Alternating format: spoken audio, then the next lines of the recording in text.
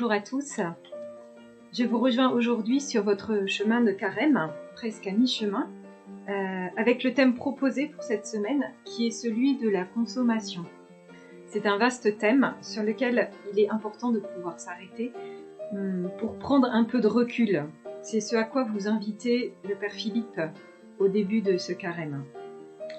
Pour aborder ce thème avec vous, je voudrais évoquer tout d'abord une chanson qui m'est venue un peu spontanément en préparant ce petit topo.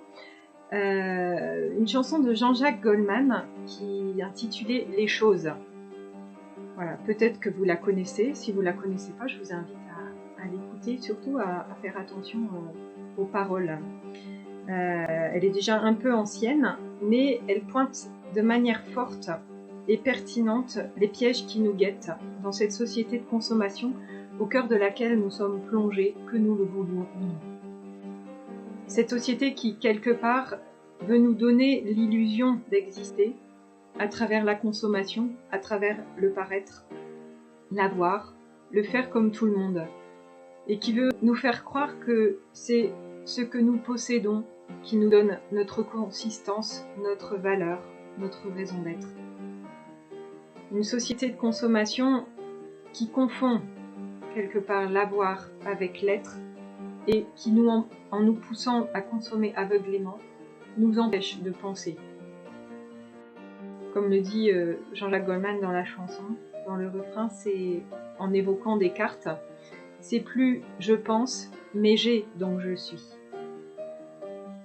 Une société de consommation qui prend la place et peut fonctionner un peu comme une religion, dans le mauvais sens du terme, qui serait plutôt celui de l'idolâtrie.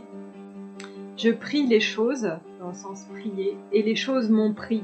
Elles me posent, elles me donnent un prix, dit la chanson. Nous croyons posséder, mais en réalité, nous sommes possédés, esclaves de ces biens, parfois même jusqu'à l'addiction. L'Évangile nous parle de cela également. Cette semaine, c'est la figure du jeune homme riche qui nous est proposée pour méditer sur ce thème. Vous connaissez la parabole. Un jeune homme s'adresse à Jésus et lui demande « Bon maître, que dois-je faire pour recevoir en héritage la vie éternelle ?» Ce jeune homme a un désir de vivre vraiment, pleinement. Il a le désir d'être heureux. Jésus le renvoie d'abord au commandement, qui évoque essentiellement ce qu'il ne faut pas faire.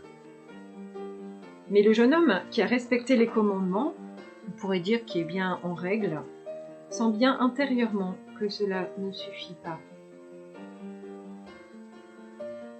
Je vais vous lire un passage. Jésus le regarda et se prit à l'aimer.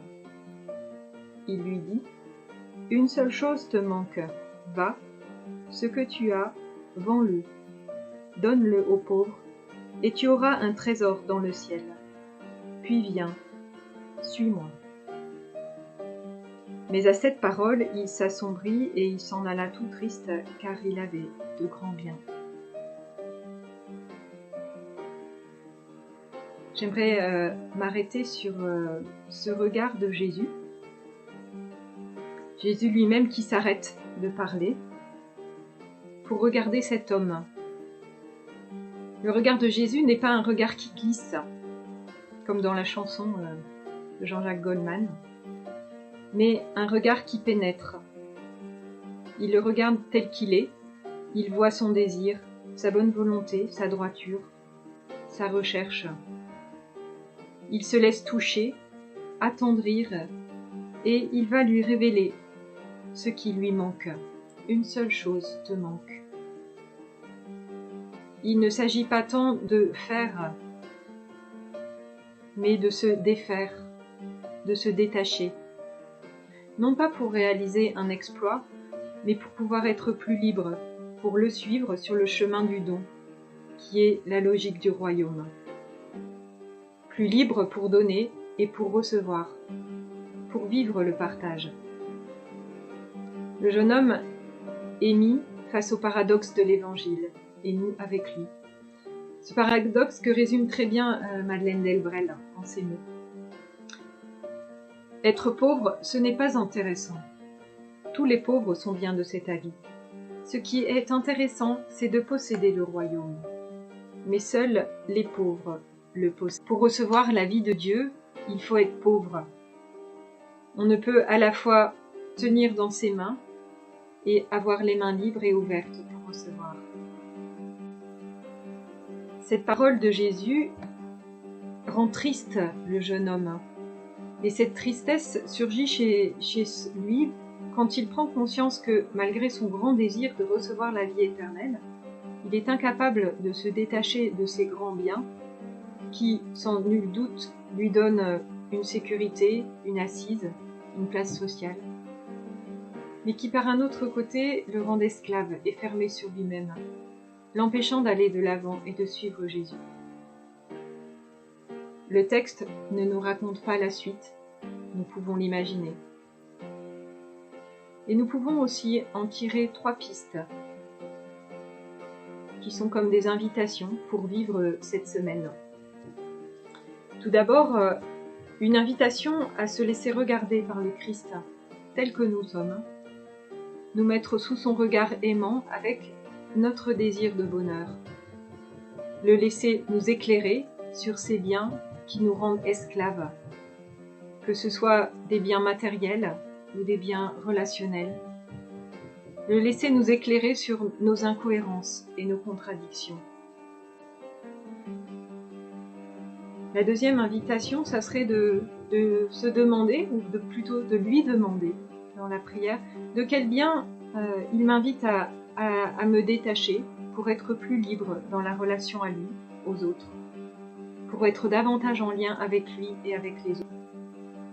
Et la troisième invitation serait d'aller découvrir un peu ce qu'est l'Église verte. Vous avez peut-être déjà entendu parler, peut-être pas, qui est un peu s'est créé dans l'esprit de l'encyclique Laudato Si du pape François et qui propose d'autres manières de consommer, plus éclairées, plus responsables, et qui cherche à prendre soin de ce que le pape François appelle notre maison commune, à la fois de la création mais aussi des créatures. En contrepoids de la société de consommation décrite par Jean-Jacques Goldman, il s'agit de donner du poids à l'être et à l'être ensemble. Alors je vais terminer par les mots extraits d'une prière du pape François à la fin de son encyclique.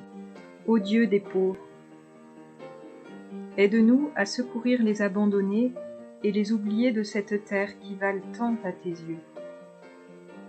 Guéris nos vies pour que nous soyons des protecteurs du monde et non des prédateurs, pour que nous semions la beauté et non la pollution ni la destruction. Touche les cœurs de ceux qui cherchent seulement des profits aux dépens de la terre et des pauvres. Apprends-nous à découvrir la valeur de chaque chose, à contempler, émerveiller, à reconnaître que nous sommes profondément unis à toutes les créatures sur notre chemin vers ta lumière infinie. Merci parce que tu es avec nous tous les jours. Soutiens-nous, nous t'en prions, dans notre lutte pour la justice, l'amour et la paix. Je vous souhaite une bonne semaine de carême.